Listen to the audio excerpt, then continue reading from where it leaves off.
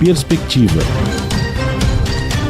Um programa do Observatório do Terceiro Setor, sempre explorando os horizontes da realidade brasileira. Olá, bom dia. Eu sou Joel Scala e começa agora a Perspectiva, um programa do Observatório do Terceiro Setor. Hoje vamos falar sobre a quarta onda de Covid-19. O Brasil está há 8 semanas entre os 5 países com mais mortes, segundo a Organização Mundial da Saúde. Participa do programa Fernanda Maffei, médica infectologista com residência médica em moléstias infecciosas no Hospital das Clínicas da Faculdade de Medicina da Universidade de São Paulo. Bom dia, Fernanda, seja muito bem-vinda ao programa. Bom dia, Joel. Bom dia a todos aí. Luiz Carlos Dias, professor titular do Instituto de Química da Unicamp, que é a Universidade Estadual de Campinas. Ele é membro titular da Academia Brasileira de Ciências, comendador da Ordem Nacional do Mérito Científico e membro da Força Tarefa da Unicamp no combate à Covid-19. Bom dia, professor. Bom dia, Joel. Bom dia, Franklin. Bom dia, doutora Fernanda. É um prazer estar aqui com vocês mais uma vez. Com a apresentação do programa de Franklin Valverde, que também trará os destaques do site do Observatório do Terceiro Setor. Você vai conferir as notícias do mundo com a repórter Maria Lopes, direto de Nova York. Bom dia, Franklin. Bom dia, Joel. Bom dia, Fernanda. Bom dia, Luiz Carlos. E bom dia a você que está aqui em sintonia com Perspectiva na Rádio Brasil Atual. O destaque da semana, Franklin. Joel, o destaque da semana é a PEC Kamikaze, né, que o pessoal está chamando, né? Essa PEC que vai aumentar o Auxílio Brasil de R$400 para R$600 e vai dar um voucher de R$1.000 para os caminhoneiros, isso até o final do ano, né? Joel, essa é uma medida, né, que foi aprovada no Senado por praticamente maioria esmagadora, teve só um voto contrário, acho que do senador José Serra, né? E agora segue para a Câmara, para votação na Câmara, para saber se é aprovada ou não. Agora, essa chamada PEC, né, que é a medida de emenda, projeto de emenda constitucional, né, ela foi proposta pelo governo Bolsonaro, né, e ela visa claramente facilitar e ajudá-lo na campanha, né. Tudo bem, aqueles mais necessitados vão receber um dinheirinho agora, vamos dizer assim, porque o que vem realmente não é nada excepcional, vai ser um dinheirinho mesmo, né. Mas é uma medida demagógica, eleitoreira, e é uma bomba relógio, Joel, porque isso vai estourar no bolso de todo mundo lá para frente. O único objetivo claro disso daí é favorecer a campanha do presidente Bolsonaro. Como vai dar alguns trocados para as camadas mais necessitadas, a oposição também fechou os olhos e passou a boiada. Essa chamada PEC de ganha-voto terá resultado para o governo? Olha, para alguns, para os desavisados, sim, né? Que as pessoas vão receber e falar, olha o que o governo fez e vão votar. Agora, cabe à oposição mostrar claramente que as pessoas receberam isso agora, mas isso não será eterno, né? Não terá durabilidade e, além de não ter uma duração, né? Não ser duradouro essa verba, esse dinheiro que está sendo recebendo, isso vai estourar na economia lá para frente e a própria inflação vai corroer tudo isso e muito mais. Aproveitando o tema do programa, esse é um governo negacionista. E o aumento de mortes e a pandemia, que provocou mais de 670 mil mortes no país, ela terá consequências eleitorais para esse governo?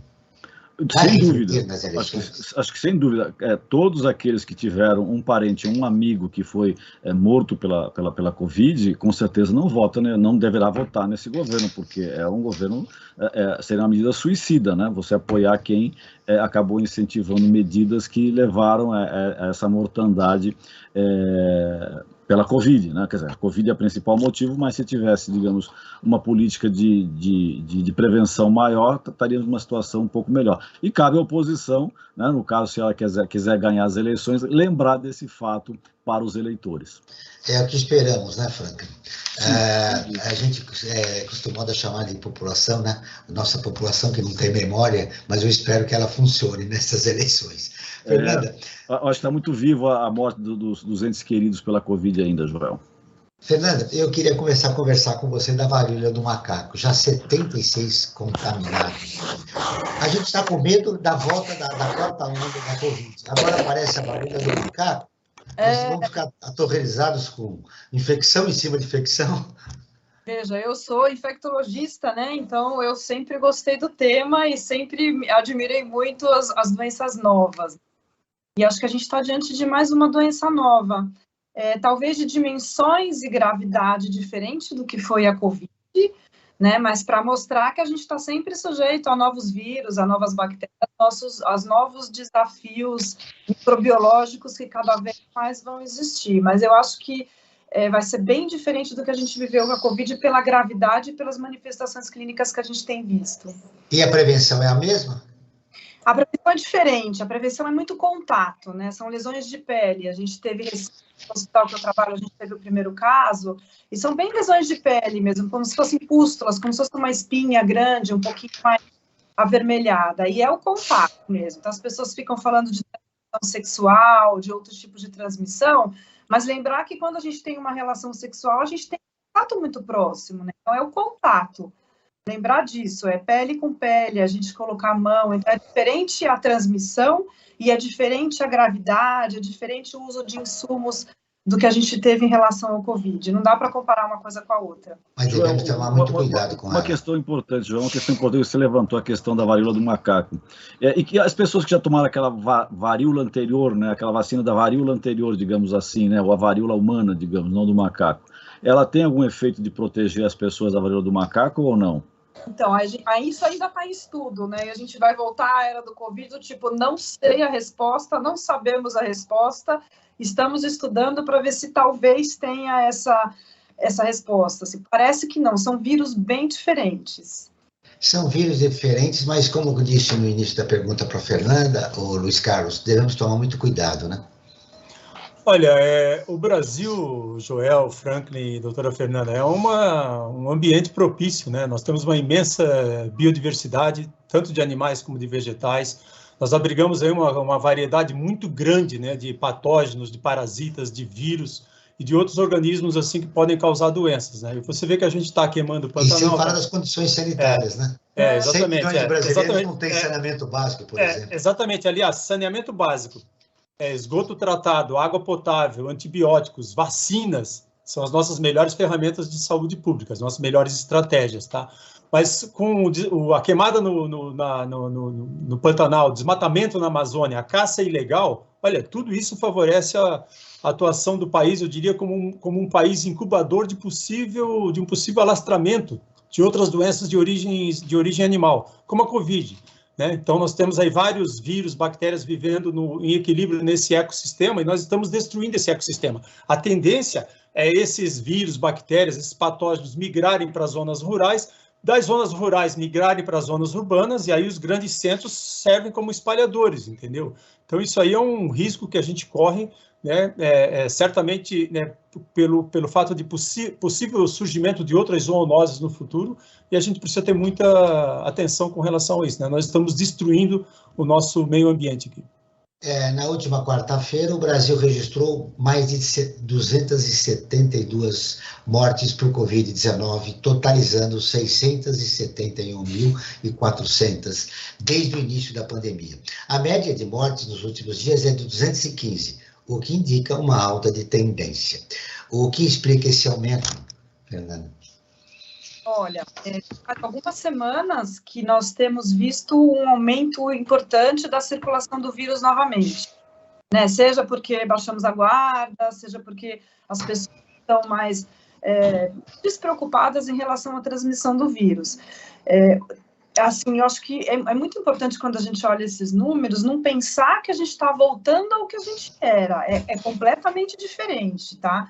Nossa realidade hospitalar, a nossa realidade de gravidade é completamente diferente do que há um ano ou março, abril do ano passado, a gente tinha as UTIs lotadas, aquela forma respiratória bem comandante no processo. O que a gente tem atualmente são para internação, os pacientes mais debilitados sofrendo com a Covid e acabando tendo um desfecho ruim, acabando que a gente vê esse aumento de mortalidade que é o que está sendo divulgado. Mas não é o mesmo vírus que a gente tem visto. Então, assim, às vezes as pessoas me perguntam, você vê diferente em relação à cepa? A gente vê uma diferença clínica na cepa. Então, assim, seja pela vacina, seja pelo sistema imunológico que atualmente vai se desenvolvendo no processo da pandemia, a gente vê uma expressão clínica muito diferente do que a gente via há um ano e pouco atrás.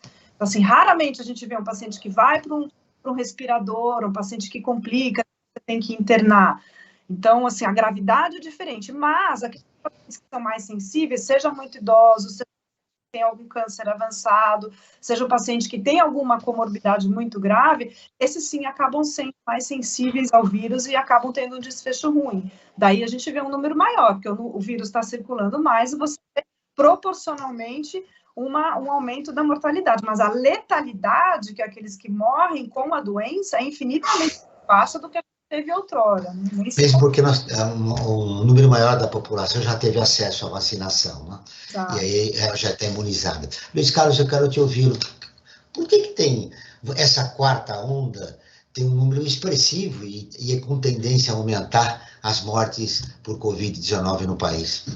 Olha, a doutora Fernanda colocou muito bem, né, o número de casos positivos, né, confirmados de Covid-19 vem apresentando um aumento nas últimas semanas, e isso pode ser entendido, né, em termos também na flexibilidade, né, no uso de máscaras, no aumento de aglomerações pelo país, as pessoas elas não estão assim mais mantendo os cuidados, né, não farmacológicos, e também em virtude do surgimento dessa nova variante do vírus, né, a variante Ômicron e as suas sublinhagens, né, essa variante ela está ganhando terreno, ela encontrou uma população com uma taxa de vacinação com a primeira dose e com a segunda dose bastante elevada. É claro que o vírus, ele hoje continua circulando. A situação epidemiológica no país, né, eu imagino que a doutora Fernanda concorde, ela nunca esteve controlada. Ela não está controlada, né? A gente também tem indicativos de que aquela imunidade, né, adquirida com as vacinas, com a primeira e com a segunda dose das vacinas, começa a mostrar algum sinal de queda, principalmente nessas populações que ela citou, de maior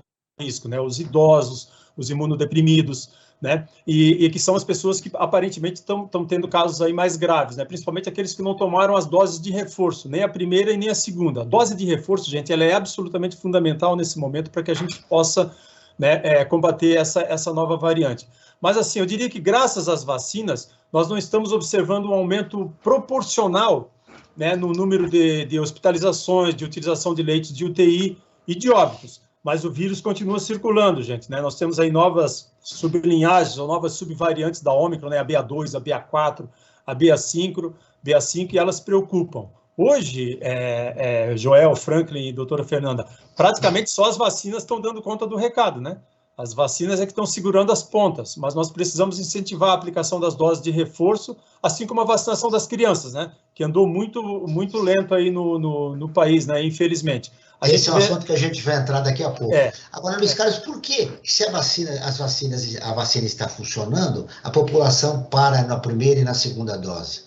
Olha, infelizmente nós nunca tivemos campanhas nacionais de conscientização da população vindas lá de cima do Ministério da Saúde para levar para a sociedade a importância de se vacinar, né, contra a Covid, por todas as faixas etárias, né? Então nós lutamos sempre contra um movimento muito organizado, um movimento anti-vacinas, um movimento negacionista, um movimento que não incentivou, na verdade, a vacinação. E muitas campanhas, infelizmente, vindas de órgãos oficiais. Isso atrapalhou muito a vacinação, né? E hoje a gente vê aí muita gente andando sem máscaras, com sintomas gripais, inclusive. As pessoas não têm a consciência de que se você tem algum tipo de sintoma, você deve se proteger, deve usar máscara, porque assim você evita também a disseminação desse vírus, ajuda a evitar. Muita gente, sabendo que está infectada, também não usa máscaras, continua aglomerando, e isso acaba contribuindo para o espalhamento do vírus, né? As pessoas infectadas, elas têm que se isolar para não transmitir a doença. A população, Joel, ela precisa entender que endemias, que pandemias, elas são problemas coletivos, elas não são questões individuais, né? Hoje as vacinas estão aí segurando as pontas, mas as vacinas sozinhas, gente, elas não vão fazer milagres, porque esse vírus, essa variante Ômicron, ela sofreu algumas mutações na proteína spike, aquela proteína externa do vírus, que é exatamente a parte do vírus que ele usa para encaixar nas nossas células, né, e entrar nas nossas células e começar a se multiplicar. E é exatamente essa parte da proteína spike que também os desenvolvedores de vacinas usaram para pegar um pedacinho do material genético dali e e colocar nas plataformas vacinais para induzir a resposta de proteção, né, do nosso sistema imunológico. Então, como essa variante Ômicron ela sofreu muitas mutações nessa parte específica do vírus, que é importante tanto para a infecção como para a resposta vacinal, hoje essa variante consegue escapar um pouquinho aí, né, do sistema imunológico. Eu creio que um dos principais fatores é a falta de campanha de conscientização da população sobre o momento, né? Mas isso a gente viu desde o início da pandemia, né?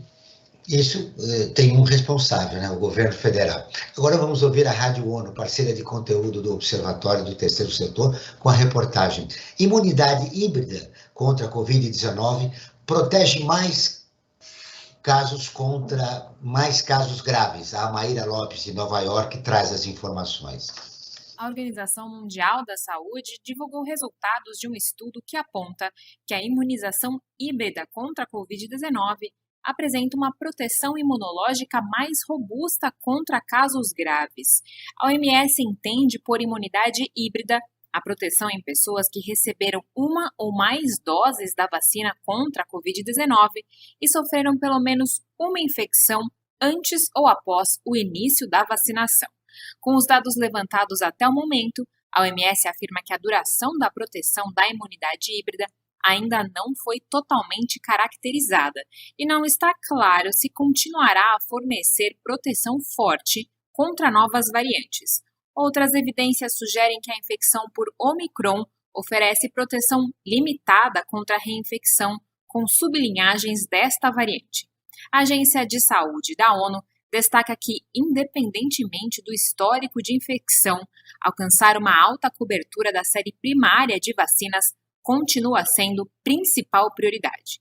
Os países e parceiros de implementação devem enfatizar a necessidade urgente de cumprir este objetivo principal, pedindo a vacinação de todos os adultos, com foco em profissionais de saúde, indivíduos imunocomprometidos e idosos. Da ONU News em Nova York, Maíra Lopes. Continuamos com o Perspectiva, um programa do Observatório do Terceiro Setor, falando sobre a quarta onda de Covid-19 com a médica Fernanda Maffei e o professor Luiz Carlos Dias. Franklin, agora vamos com a nossa enquete, que corresponde ao tema do nosso programa. O que os nossos seguidores responderam a respeito do que acontece com a Covid-19 no país?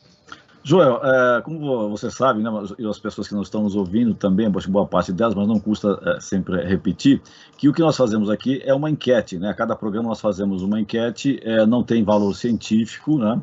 Mas serve para ter uma noção da temperatura sobre o tema que nós estamos discutindo no dia. No caso de hoje aqui, a quarta onda da Covid e sempre temos relacionados com o nosso programa. E nós perguntamos, né? Para o programa de hoje. Você é a favor do fim do uso de máscaras? E olha só o resultado. 19% disse que sim e 81% disse que não. Agora, eu estou surpreso com esse... Tá certo, não tem um valor científico, como mesmo diz, mas eu estou surpreso com esses resultados. Porque a gente anda pelas ruas de São Paulo, pelos lugares, né, que nós vamos para cima e para baixo. Eu sou uma pessoa que parece um ET, né, porque eu estou lá de máscara, né, e 99% das pessoas sem máscara, né. Eu gostaria que tanto o Luiz Carlos como a Fernanda comentassem, né, esse resultado aqui, que me parece que as pessoas que nos acompanham, sim, usam as máscaras, mas a maioria da população acho que é contra o uso da máscara, porque praticamente ninguém está usando máscara, e isso, como já foi dito aqui, a gente pode até reforçar, é fundamental para a proteção. Vamos começar pela Fernanda. Olha, a máscara, ela foi para a gente um instrumento muito importante, né? Quando a gente estava naquela pior fase ali da Covid, mas eu acho que a gente tem que diferenciar o uso da máscara em lugar aberto e o uso da máscara em lugar fechado. Isso eu acho que é importante. E quando a gente está em um lugar aberto, num parque, ou na rua, ou caminhando, eu acho que aí o uso da máscara, ela perde um pouquinho o sentido e acaba, eu acho que muitas vezes fazendo um mau uso máscara, e quando você vai para um lugar fechado, é uma máscara que está danificada, que está molhada, e ela perde um pouquinho o sentido. Então, eu particularmente sou mais a favor de lugares mais fechados, e não sei dizer se isso nesse momento melhoraria, mas o que a gente mostra na nossa experiência melhoraria sim. E aí eu vou dizer que a minha vivência é diferente da sua, porque nos hospitais as máscaras continuam sendo obrigatórias, então nós médicos e quem trabalha em hospital tiramos a máscara em momento nenhum, né? Mas eu acho que o mais importante, além do uso da máscara, e que foi uma coisa que a gente viu nessa nova variante, é que passa muito quando você tem sintoma. Então, as pessoas têm que aprender a respeitar a presença de sintomas. Isso é uma educação que eu achei que ia ficar, mas não ficou. Né? Então, se eu estou com febre, eu não vou a lugar nenhum, eu estou com coriza, eu estou tossindo, eu estou espirrando, é uma coisa que a gente tem que ou colocar uma máscara, ou não ir trabalhar, ou diminuir a circulação, ou trabalhar remotamente, pode, né? Então, eu acho que essa educação que falta muito ao brasileiro, que a gente vê que já tem isso um pouco mais desenvolvido. Então, talvez se a gente tivesse esse tipo de educação, aliado ao uso de máscara nesses momentos, a gente tem a circulação de um vírus, talvez fosse um pouco mais efetivo. Eu volto a dizer que, a meu ver, o uso correto da máscara é mais importante do que a obrigatoriedade em si em todos os lugares. Luiz Carlos. Principalmente em lugares fechados, né? Eu concordo, né? Com o surgimento da variante Ômicron, como essa variante ela tem uma capacidade de infectar mais rapidamente as pessoas, o vírus, por exemplo, que antes precisava de uma quantidade muito maior de vírus no ar para infectar as pessoas, hoje com essa variante uma quantidade menor já é suficiente, né? E essa variante tem uma taxa de reprodutibilidade basal também muito alta. Uma pessoa infecta muitas outras pessoas com uma quantidade menor de vírus, né? Principalmente as pessoas não vacinadas, que têm uma quantidade maior de vírus por mais tempo em comparação com as pessoas vacinadas. Mas o uso de máscaras, principalmente em locais fechados e principalmente, né, por pessoas assim desses grupos de risco, idosos, imunodeprimidos, né, e as pessoas não vacinadas, gente, ele deveria ser seguido, né, principalmente nos locais fechados com aglomeração. Porque as máscaras e a vacinação, elas conseguiram tirar o Brasil daquele colapso de saúde lá do começo de 2021. Lembra que nós chegamos a quase 4.000 óbitos diários, né? Então, a redução no número de mortes, ela foi acontecendo à medida também que a vacinação foi avançando em todas as faixas etárias, né? O Brasil apresentou agora, nesse primeiro semestre de 2022, uma redução de 83% no número de óbitos por Covid, quando comparado com os primeiros meses de 2021. Esse resultado, gente, é fantástico. Ele demonstra a enorme eficácia do uso das máscaras, de boas máscaras, né, de máscaras de qualidade, e das vacinas, em diminuir as chances, né, as chances individuais de hospitalização, de casos graves, né, de mortes pela doença. Então, são medidas assim que elas são complementares, né? Hoje a gente vê que as pessoas não estão mais usando as máscaras, em locais fechados principalmente. E aí nós, nesse momento de avanço, né, da disseminação da variante Ômicron, praticamente só as vacinas elas estão segurando as pontas. Mas a gente precisa lembrar uma coisa muito importante, gente. As vacinas hoje em uso no Brasil, elas são fantásticas, elas mudaram o curso natural da doença, mas elas todas foram desenvolvidas no momento em que nós tínhamos outra variante em circulação, que era a variante original de Wuhan. Então, elas ainda não foram atualizadas, elas estão sendo atualizadas, a gente pode falar um pouquinho mais sobre isso nas suas plataformas, mas elas ajudaram a prevenir casos graves e óbitos causados pela variante original de Wuhan, depois pelas variantes alfa, beta, gama e delta. Então, elas mostraram uma eficácia muito grande. Mas só que aí, no momento de flexibilização nas medidas não farmacológicas, essa nova variante Ômicron começou a surgir com muitas mutações, com uma capacidade maior de infectar as pessoas, uma capacidade maior de evasão de resposta, né, do sistema de proteção das vacinas, do nosso sistema imunológico. Então, mas as vacinas, elas ainda previnem casos graves, hospitalizações e mortes. As atuais vacinas, elas não estão prevenindo infecções. As pessoas podem ser infectadas, né, mesmo pessoas vacinadas, mas é fundamental que aquelas pessoas dos maiores grupos, do maior grupo de risco, idosos, imunodeprimidos, tomem a primeira dose de reforço, voltem para tomar a segunda dose de reforço, aqueles que são elegíveis, porque vai ajudar, né, o seu sistema imunológico a combater mais rapidamente esse vírus, a ficar menos tempo com o vírus, consequentemente a transmitir menos, e o vírus vai sofrer menos mutações. O importante é destacar, Luiz Carlos, que a vacinação é fundamental nesse momento e que está sendo produzido estudos para que a vacinação contemple essas novas variantes que estão surgindo aí, né? Então, a cada ano, você continua a sua vacinação, porque a cada ano a vacinação vai ser completada, é isso? Para que você fique imune a essas variantes que vão surgindo, né? Já surgiram com mais de 4, é isso, Luiz Carlos? Olha, nós tivemos... Não, o vírus ele sofre mutação o tempo inteiro, né? Isso é um processo normal, é um processo natural de evolução do vírus. Quando ele entra no organismo de uma pessoa, ele começa a sofrer mutações, né? Em virtude da replicação que ele vai sofrendo no nosso organismo. Já surgiram inúmeras variantes, mas nem todas viraram variantes de atenção, as variantes de preocupação, as VOCs, né? As de atenção são Ômicron? Não, foi a original de Wuhan, depois teve a Alfa, a Beta, a Gama que surgiu aqui no Brasil, né? E a Delta. Essas variantes de atenção, porque elas tiveram uma capacidade assim de se instalar e de causar muitos casos, inclusive casos graves e mortes, né? E agora, depois da Delta, veio a Ômicron.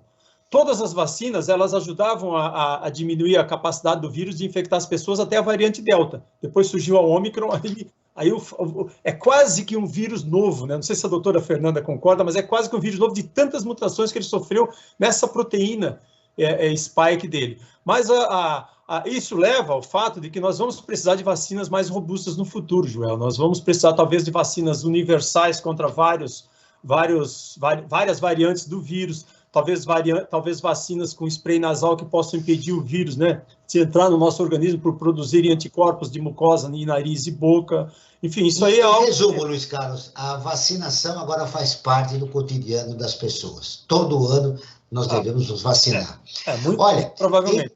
Entre 20 e 26 de junho, o Brasil esteve em terceiro lugar entre os 5 países com mais casos registrados de Covid, com mais de 350 mil casos, ficando somente atrás dos Estados Unidos e da Alemanha. O aumento desses casos em certos países está relacionado com as estratégias da testagem, que no Brasil ainda não é muito boa, ou não existe, Fernando? Pode até ser, né? Eu acho que o Brasil veio um pouquinho na traseira de ter a liberação do autoteste. Eu acho que quando você o autoteste, você tem esse viés de que você faz o autoteste, é positivo em casa e você divulga, você não notifica, porque para a gente chegar nesses números que você falou, a gente coloca como uma doença de notificação compulsória. O que é isso? Toda vez que eu tenho um teste positivo, eu confirmo o caso, eu tenho que notificar num portal e isso gera um pool de casos oficial. Então, quando você tem o autoteste, você tem esse viés aí, esse erro, porque o número total não é, né? Pode até ter sido isso, mas eu acho que o que a gente tem visto em todos os países é realmente um aumento muito grande de casos, né? Realmente Estados Unidos e Alemanha mais, mas você vê França com muitos casos e outros países europeus, como o caso da Dinamarca, que desistiram de notificar e que a vida que segue é um vírus como outro qualquer, né? Mas eu acho que o Brasil vai muito bem na testagem, a gente tem mais testes disponíveis, só que a gente tem esse erro aí quando a gente não notifica os casos com autoteste. O que não está implicando em algum problema epidemiológico, a meu ver, não acho. Luiz Carlos, eu quero te ouvir a respeito da testagem no nosso país. Eu acho que no início da pandemia o Brasil testou muito pouco. Essa é a realidade, né? E a testagem, ela é fundamental no combate à Covid-19.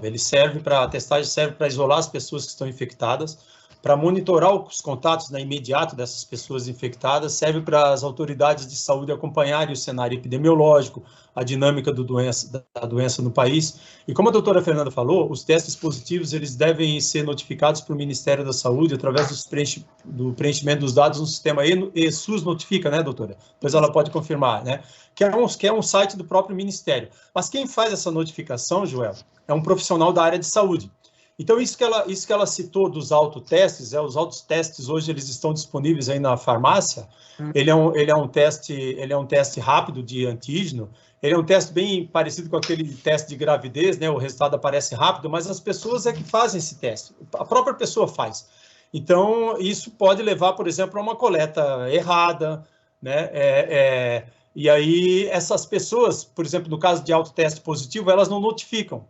Elas até podem ficar isoladas lá por um tempo, mas isso não é notificado, porque só um profissional da saúde pode notificar um caso positivo. Então, eu acredito que a testagem hoje, assim, os casos estão muito subnotificados. É que o aumento de casos é tão alto, mesmo assim ainda está subnotificado. Tá? Mas há diferenças básicas aí importantes, né? também entre os testes, né? O teste RT-PCR, que eu considero mais confiável, mais sensível, o teste rápido de antígeno, que também pode ser feito numa unidade básica de saúde, num posto de saúde, na farmácia, e há uma diferença também com relação ao autoteste, né, de antígeno, que é feito pela própria pessoa. Muito bem. A OMS aponta que os casos de doença aumentaram em todo o mundo. Por que você acredita que está acontecendo isso, Fernanda? Olha, isso era um pouco esperado de alguma forma, né? Quando você tem um vírus ainda circulando, não é um vírus que a gente erradicou, que a gente pode circular, e aí você deixa de usar máscara, você flexibiliza algumas barreiras que a gente tinha naturalmente colocado com a questão da pandemia, a gente achava que isso fosse acontecer de certa forma, né? Mas a gente estava garantindo que você tinha uma boa parcela da população vacinada e que isso, de certa forma, poderia, entre aspas, acontecer. Né? Então, eu acredito que é muito isso. Era uma evolução esperada, natural, de um vírus que não foi erradicado, que continua circulando. E eu acho que tem mais um ponto, que talvez a gente esperasse que a vacina foi muito eficaz, protegeu a forma grave, mas ela não protegeu que o vírus circulasse. Foi uma coisa que a gente viu mesmo. Mesmo as pessoas vacinadas pegaram o vírus de uma forma muito leve. Então, deve-se esse acontecimento. A gente continuou pegando o vírus, então o vírus continuou circulando. Forma muito leve, mas o vírus continuou circulando, que levou esse aumento mundial aí dos casos. E seria esse aumento seria a imunidade de rebanho? Não entendi, desculpa. Esse aumento seria a imunidade de rebanho? Não necessariamente, eu acho que foi a ausência da imunidade de rebanho, né? Porque justamente se a gente tivesse uma imunidade de toda a população, o vírus não continuaria se alastrando dessa forma. O vírus só continuou se alastrando porque a gente continuou pegando o vírus. Se eu continuo pegando, eu continuo passando para frente, e assim vai. Se tivesse essa imunidade de rebanho, todo mundo imune e ninguém mais vai pegar, o vírus pararia naturalmente de circular. Não chegou nisso, a gente não está a gente não conseguiu essa imunidade de rebanho ainda. Quer falar alguma coisa a respeito da imunidade de rebanho, Luiz? Não, eu concordo com ela, né? A OMS ela está alertando, inclusive, para esse aumento considerável dos casos de Covid em todo o mundo, né? Você vê que a gente teve quase 50% no aumento de número de casos lá no Oriente Médio, em torno de 30% na Europa, no Sudeste Asiático, em torno de 15% aqui nas Américas. E é claro que nós temos países também, né? A gente, principalmente os países de mais baixa renda, os países onde tem populações mais vulneráveis, a taxa de vacinação lá não chegou a 20%. Se você pegar Haiti, se você pegar países aqui da África, no Oriente Médio, né? A taxa de vacinação com a segunda dose, ela não chegou a 20% da população. Aí é óbvio que se você tem uma grande parcela da sua população que não está vacinada, o vírus, gente, ele sofre mais mutações em pessoas não vacinadas, ele fica mais tempo em pessoas não vacinadas, então a capacidade de ele sofrer mutações para novas variantes de preocupação, ela é maior em pessoas não vacinadas. Então, isso aí está contribuindo, né? Eu acho que a desigualdade na vacinação no mundo inteiro é impressionante, né? Nós não vamos sair de uma pandemia, Joel, Franklin, doutora Fernanda, enquanto o mundo não for vacinado, né, enquanto os países não respeitarem, né, nós temos que ter uma equidade maior na distribuição de vacinas, principalmente para esses países mais pobres. Com relação à imunidade de rebanho, é o seguinte, a Omicron deixou muito claro que não existe imunidade de rebanho para a Covid-19. As pessoas infectadas pela Omicron, vacinadas ou não, elas podem ser reinfectadas por uma nova sublinhagem da Omicron mais do que uma vez, 2, talvez 3 vezes, entendeu? Só a imunidade adquirida com a infecção natural, principalmente pela Omicron, ela não induz a uma resposta de proteção para evitar uma segunda infecção que pode ser menos grave, mas também pode ser mais grave, principalmente em pessoas não vacinadas e principalmente em pessoas não vacinadas ou vacinadas sem as doses de reforço que estão naqueles grupos de risco. É importante esse esclarecimento. Nós continuamos com Perspectiva, um programa do Observatório do Terceiro Setor, hoje falando sobre a quarta onda de Covid-19 com a médica Fernanda Maffei e o professor Luiz Carlos Dias, da Unicamp. Você quer ficar informado sobre projetos sociais, causas e direitos humanos? Franklin, como os nossos seguidores e ouvintes podem acompanhar os nossos trabalhos? seguindo o Observatório do Terceiro Setor nas redes sociais, né, e acompanhando as informações do Brasil e do mundo que lá estão. No Instagram, né, Instagram Observatório 3 Setor, facebook.com/Observatório 3 Setor, o 3 sempre em numeral, e nossos programas de rádio também estão disponíveis no canal do Observatório e no YouTube. Lá você encontra também entrevistas e quadros como Você Sabia e o Você Conhece, que mostram aspectos ignorados da nossa história e que refletem sobre a nossa sociedade. Para buscar toda essa informação, Observatório 3 Setor, o 3 sempre em numeral, Joel e ouvintes. Muito bem.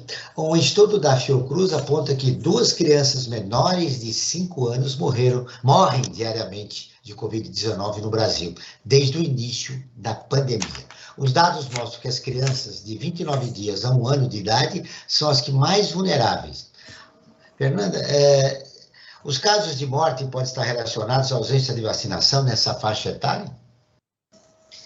Podem estar relacionados. O que eu acho que é importante falar, as complicações em crianças são raras, muito raras, bem diferente do que nos adultos, mas ela acontece. E se a gente olhar os números, olharem os óbitos infantis, eles são muito mais relacionados a crianças que têm algum problema de saúde, seja alguma doença neurológica, seja alguma doença hematológica, oncológica, né? Então, não é isso. Esse número ele não pode ser lido como na população em geral, porque se a gente olhar as complicações de criança na população geral, ela é muito pequena.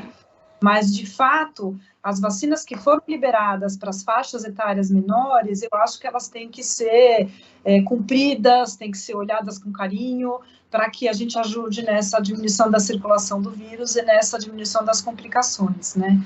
Além dos óbitos nessa faixa etária, a gente tem complicações muito graves, reação imunológica em pós-Covid, que aí sim a gente vê em faixas etárias maiores, que são complicadas muitas vezes de tratar. A vacinação contra a Covid para crianças menores de 5 anos começou há 2 semanas nos Estados Unidos. Luiz Carlos, por que as crianças menores de 5 anos ainda não estão autorizadas a receber a vacina contra a Covid no Brasil? Primeiro eu gostaria só de fazer eu faço um levantamento quase que semanal, ou às vezes quinzenal, dos dados de óbitos de crianças, tirando dados lá dos boletins epidemiológicos do Ministério da Saúde. Eu tenho aqui, eu vou ler, tá? O último levantamento que eu fiz foi atualizado sábado passado. 961 crianças menores de 1 ano perderam a vida para a Covid, 532 na faixa de 1 a 5 anos, e 1.670 na faixa de 6 a 19 anos, aí crianças e adolescentes, né? Totalizando aí quase 3.200 óbitos nessa faixa etária.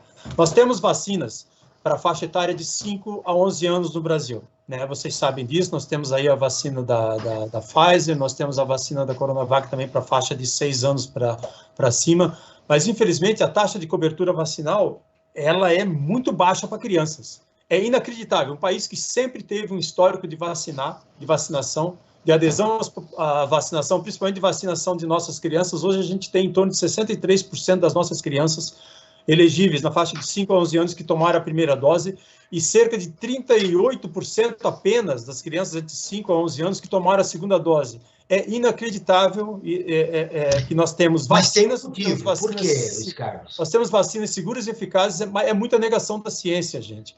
É inacreditável que nós ainda tenhamos crianças não vacinadas nessa faixa etária, de 5 a 11 anos, em virtude do enorme sucesso das vacinas, dos benefícios da vacinação. É realmente muita negação da ciência. Agora, as crianças abaixo de 5 anos, nós ainda não temos vacinas. A Anvisa está analisando um pedido do Butantan, com relação à vacina Coronavac, já está analisando há algum tempo, né, sempre solicitando novos dados. A gente espera que essa vacina seja aprovada para crianças aí na faixa de 3 a 5 anos. A Pfizer também, né, entrando com pedido na Anvisa para vacinar crianças aí abaixo de 5 anos. Isso aí é fundamental, né? Você vê que esses dados de crianças, de óbitos de crianças abaixo de 1 ano, a doutora há de concordar, né? Essas crianças ainda não estão com um sistema imunológico muito robusto, né, doutora? Principalmente aquelas crianças que têm alguma comorbidade, elas estão muito susceptíveis. Só que crianças abaixo de 1 ano, gente, elas não andam por aí.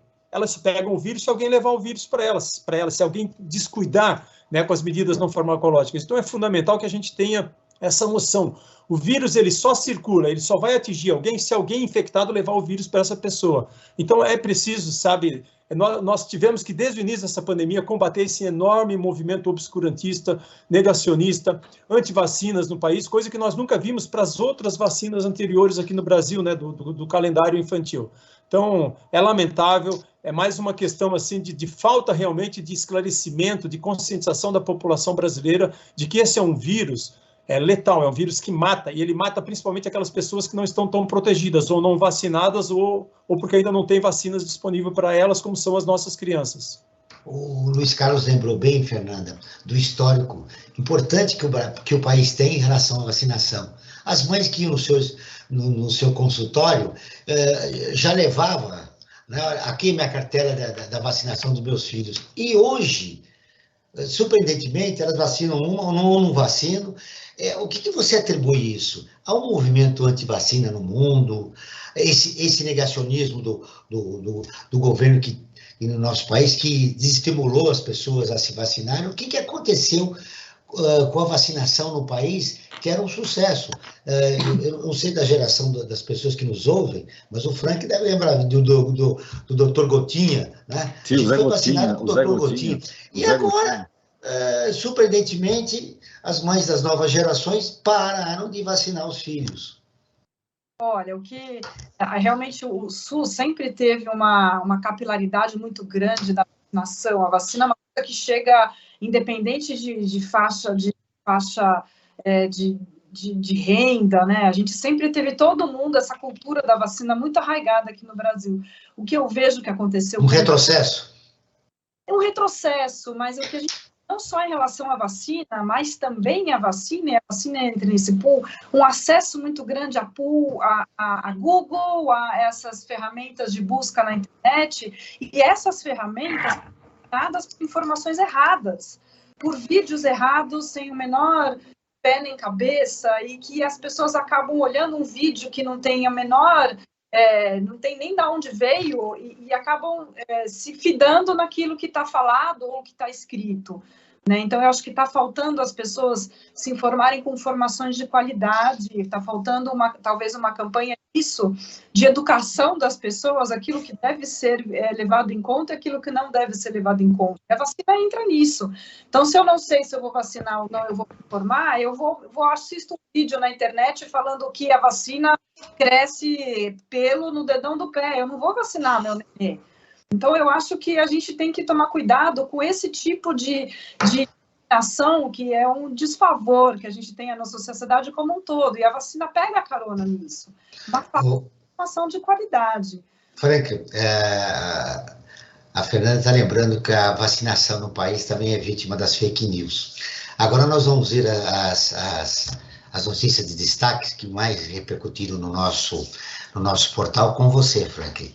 Verdade, você falando em fake news, uma coisa nós podemos garantir, no site do Observatório Terceiro Setor não há espaço para fake news. Todas as notícias que são lá publicadas, elas são checadas antes com muita seriedade e elas não são publicadas. Fake news não tem espaço no site do Observatório Terceiro Setor. E lá as matérias que nós temos, elas sempre abordam questões vinculadas à cidadania, principalmente.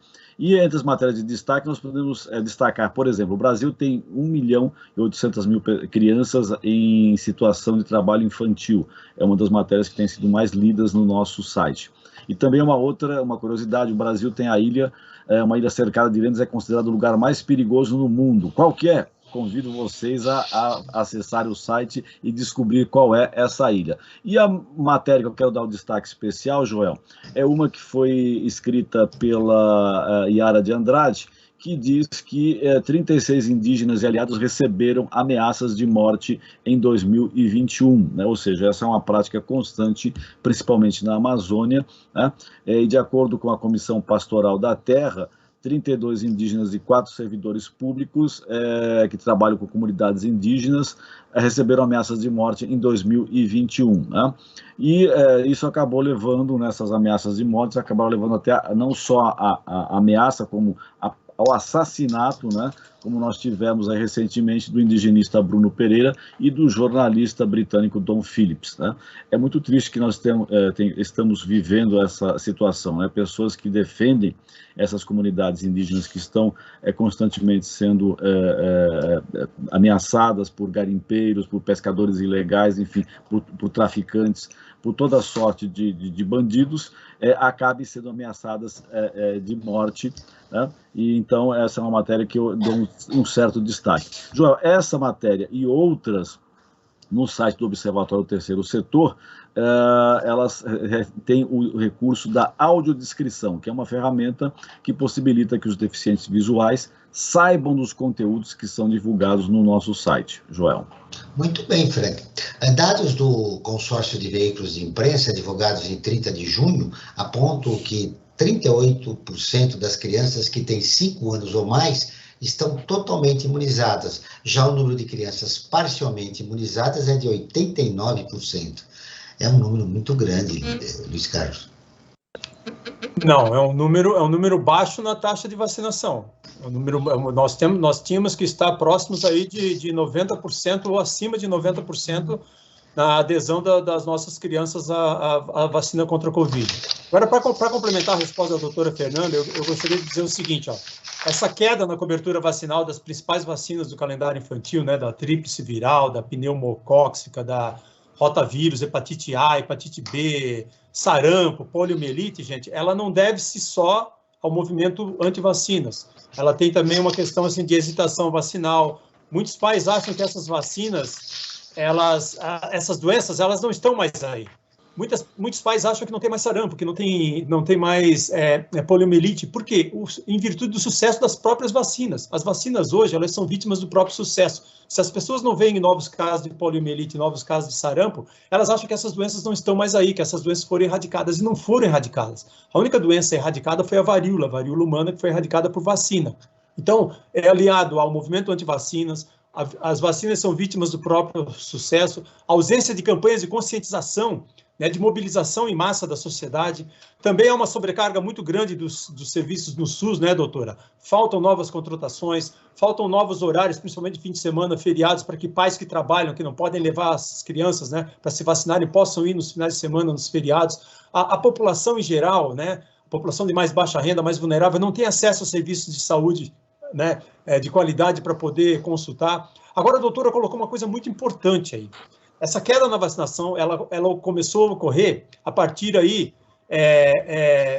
de que as redes sociais, esses aplicativos de redes sociais foram instalados. Tem um artigo muito interessante agora na revista New England Journal of Medicine, que fala exatamente sobre o momento em que começou a hesitação vacinal. Começou quando o Facebook foi estabelecido em 2004, o YouTube em 2005, o Twitter em 2006, o Instagram em 2010, né, o Telegram em 2013, o TikTok em 2016. Quer dizer, todas essas mídias sociais, elas contribuem também para o espalhamento de fake news, de mentiras, né, e o movimento anti-vacina se aproveitou muito dessas plataformas sociais, e nós vimos isso agora durante a Covid. Olha, o esclarecimento é interessante, Frank. A gente para um pouco de falar da vacinação e da Covid-19 para ouvir tua opinião a respeito disso. Muito se discute hoje a liberdade de expressão nas redes sociais. Espalhar fake news, o que é? É um direito que a pessoa tem, é de liberdade de expressão ou não? Não, isso não pode ser considerado liberdade de expressão. Eu acho que liberdade de expressão é você expressar opiniões, ideias. Agora, vocês deliberadamente divulgar mentiras, né? Isso não está dentro de liberdade de expressão, né? Isso deveria ser até coibido como um crime, né? Porque isso acaba gerando uma série de situações comprometedoras para a sociedade, como nos casos da saúde, né? Você divulgando mentiras, você acaba comprometendo a saúde não só das pessoas que leem, como que isso acaba gerando um rastilho de pólvora e acaba contaminando toda a sociedade, não só pelas más notícias, como também pelo que essas notícias acabam gerando, né? E isso, então, não contribui em nada para a sociedade, Joel. Precisamos de um maior controle das redes sociais. Com certeza. Fernanda, o que significa eu parcialmente vacinar meu filho? Eu vacino uma vez, tá tudo bem, não precisa mais, e aí o barco anda. O que é vacinar parcialmente? Eu vacino uma vez, eu preciso dar 3 doses, dou uma só. Então, aí, de novo, vamos valorizar nosso SUS, né? A gente tem campanhas vacinais muito claras, muito bem medidas desde o começo, as faixas etárias foram respeitadas, as pessoas foram anunciando, criou aplicativo.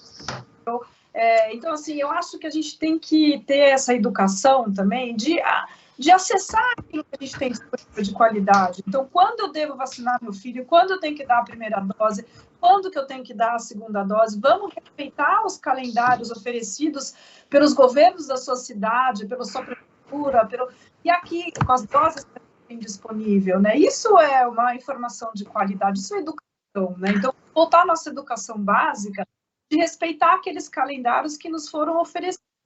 Isso foi feito baseado em estudo, isso foi feito baseado numa análise do que a gente tem disponível. Então, se eu pudesse deixar um recado aqui para as pessoas, respeite o calendário vacinal. Quando que é a hora de eu revacinar o meu filho? Respeite isso, e aí acho que todo mundo vai estar fazendo a sua lição de casa dentro de uma comunidade, dentro de uma sociedade, né? Estamos no último bloco do programa Perspectiva, a gente falando da quarta onda de Covid-19 com a médica Fernanda Maffei e o professor Luiz Carlos Dias da Unicamp. Frank, temos 10 minutos de programa e eu quero as suas informações. Uma pequena correção, já. Na verdade, nós temos, pelos meus cálculos aqui, 5 minutos. Nós já estamos aos 5 minutos. Passou o tempo rápido demais. Você e a produção estão fazendo uma censura no programa. Então, na minha conta era 10, mas tudo bem, eu fico com você hoje. Eu sou voto vencido. 2 bons entrevistados, Joel, o tempo rende demais, a gente não consegue perceber ele passando, né? Enfim, estamos no final, eu quero dar meu destaque aqui, Joel, que eu acho que é importante. Primeiro deles, valorizar a ciência, né? Acho que a gente pode sintetizar isso das palavras tanto do Luiz Carlos como da Fernanda. Temos que valorizar a ciência e para combater a Covid que está aí, né, seja a quarta onda, sei lá que onda que é, né, que é tantas ondas que as pessoas falam, que a gente até perdeu a numeração, está dentro dita quarta onda, mas a gente já ouve a quarta onda faz tempo, acho que já estamos na quinta ou sexta onda da Covid. Temos que continuar usando máscaras, principalmente nos locais fechados, Joel. É o que nós estamos fazendo aqui, cumprir nossa função, né? Com qualidade, com informação de qualidade com os nossos 2 convidados. Luiz Carlos, 1 minuto e meio para o seu destaque final. O que mais importante você queria deixar registrado a respeito desta quarta onda da Covid? Enfim, do que você achar mais necessário neste momento. Olha, primeiro que é fundamental que as pessoas tomem as suas doses de vacina. A primeira dose, a segunda dose, e que voltem para tomar a primeira dose de reforço e a segunda dose de reforço para as pessoas elegíveis. As doses de reforço são absolutamente fundamentais para garantir uma camada de proteção a mais contra essa nova variante, contra a Ômicron. É claro que usar máscaras, né, de qualidade em locais fechados, evitando aglomerações, mantendo aquelas medidas não farmacológicas, né, distanciamento físico, uso de máscaras, porque a pandemia ainda não acabou. As vacinas, elas mudaram o curso natural da doença, como eu já falei, elas estão salvando milhões de vidas aqui e no mundo inteiro, mas as vacinas sozinhas, gente, elas não vão fazer milagres. Elas foram desenvolvidas, essas vacinas que nós estamos usando hoje, contra as variantes anteriores. O vírus sofreu muitas mutações, conseguiu infectar mais rapidamente hoje as pessoas, consegue escapar um pouquinho da resposta de proteção, mas as vacinas ainda oferecem proteção contra casos graves, hospitalizações e mortes, mesmo não impedindo a infecção. É claro que para o futuro nós vamos precisar de vacinas mais robustas, vacinas talvez nasais que possam produzir anticorpos de mucosa, nariz e boca que impeçam a infecção, vacinas que sejam, que nos protejam contra essas variantes, né, da Ômicron e as suas sublinhagens, vacinas que nos protejam contra o vírus da Covid, que eventualmente outros vírus, né, outros pancoronavírus, né, vacinas do tipo pancoronavírus, enfim, é isso que nós vamos precisar. E muita conscientização. A ciência, ela deu uma resposta absolutamente extraordinária.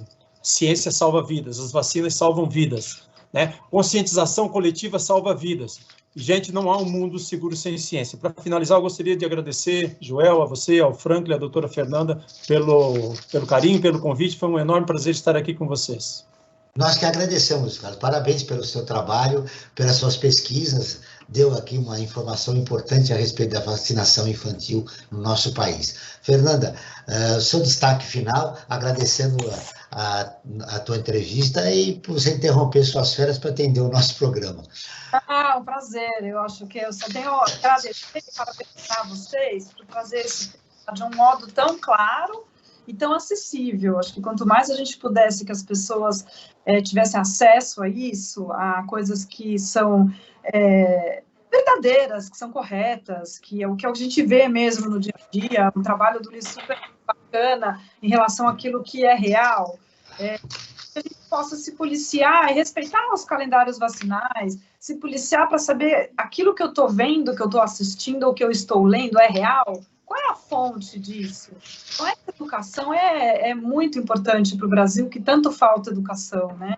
Então, parabéns para vocês, obrigada pela oportunidade de estar falando um pouquinho do que a gente vê no dia a dia, e é isso, obrigada. Nós que agradecemos. O Perspectiva está terminando. Eu agradeço a presença da médica Fernanda Maffei, que é infectologista com residência médica em moléstias infecciosas no Hospital das Clínicas da Faculdade de Medicina da Universidade de São Paulo. Luiz Carlos Dias, professor titular do Instituto de Química da Unicamp, que é a Universidade Estadual de Campinas. Ele é membro titular da Academia Brasileira de Ciências e comendador da Ordem Nacional do Mérito Científico. Esse programa foi produzido pela equipe do Observatório do Terceiro Setor. Na próxima quinta-feira, às 9 horas, acompanhe nosso programa Brasil ODS. Na pauta do programa, Mulheres e Alcoolismo. Não perca. Ficamos por aqui, sempre na luta por uma sociedade mais justa, solidária, sustentável e tolerante. Até o próximo programa. Você acabou de ouvir Perspectiva, um programa do Observatório do Terceiro Setor.